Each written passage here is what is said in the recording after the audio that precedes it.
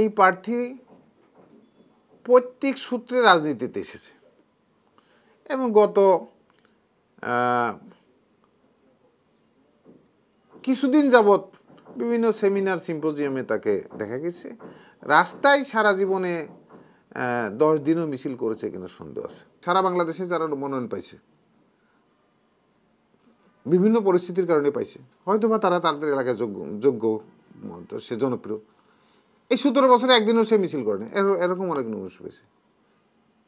বিএনপির নেতাকর্মীদের খবরও নেই। আবার কালকে যদি বিএনপি ক্ষমতায় না আসে, ক্রাইসিস আসে, আবার যদি নির্বাচন না হয়, তাহলে এরা আবার চলে যাবে।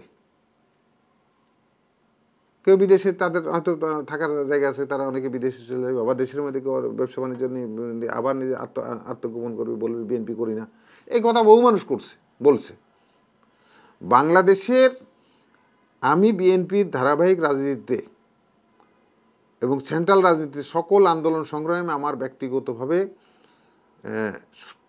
ইনভলভ থাকার সুবাদে আমি 90% বলে দিতে পারবো যে কোন এলাকায় কোন নেতা কতদিন মিছিল করছে আর কোন নেতাকর্মী কাকে পার্টির নেতাকর্মী দুঃসময় নেতাকর্মীদের পাশে থাকছে আর কে করে নাই।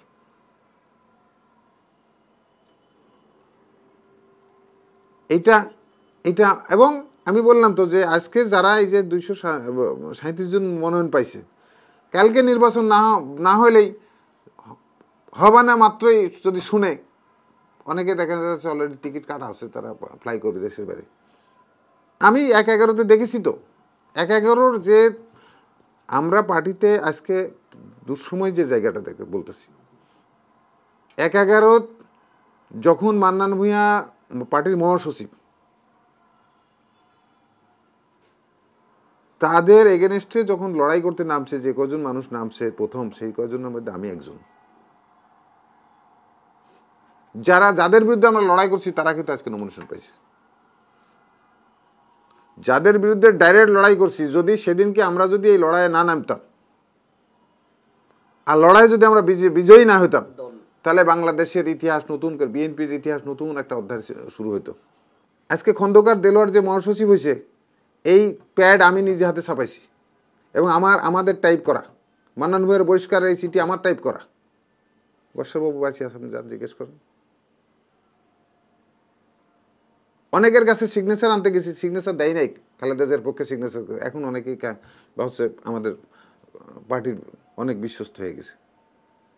আমি দেখলাম তো।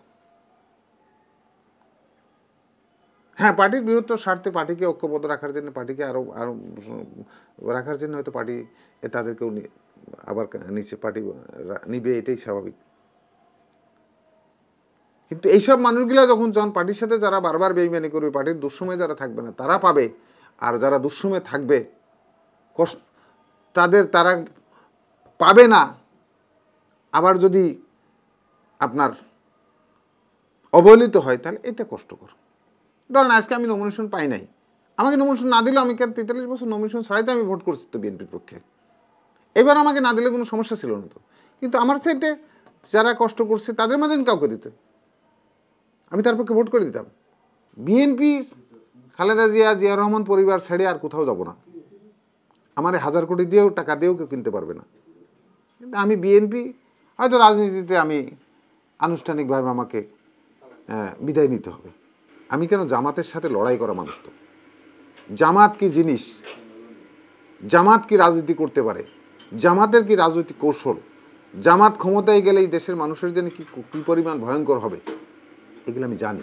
সেই কারণে আমি আশঙ্কা করতেছি যে কোনো কারণে এই যে শত্রু মিত্র হয়, যদি আল্লাহ না করে যদি এই ঘটনা যদি ঘটে যায়, তাহলে দেশের এই 18 কোটি মানুষের জন্য একটা বিপদ এসে যাবে, এটা আমার আশঙ্কা।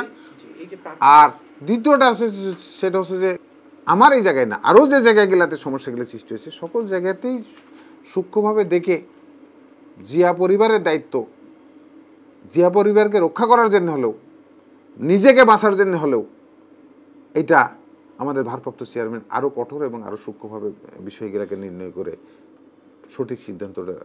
বাড়ির প্রতিবন্ধী ছেলেটাও যদি কান্না করে, তার কান্নাটাও বোঝা উচিত। পার্টির নীতি যারা আছে তাদের বিষয়টা ভাবা উচিত।